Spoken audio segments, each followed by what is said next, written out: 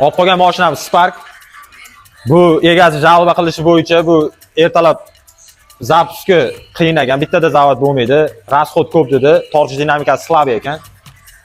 Buni diagnostika qildik. Injektorlari tozalanadi. Svechalarni ochganimizda svechani ahvoliga e'tibor beringlar. Svecha qolmagan. Bunaqa svecha ko'rmaganimga ham ancha bo'lib ketdi. Hozir svechalar zamin bo'ladi. Injektorlar tozalanadi. Zaslonkalar tozalanadi. Mashina idealniy bo'ladi, xudo xolasa. Yurishi ham, расходi ham, torch dinamikasi ham joy-joyiga tushadi, xudo xolasa.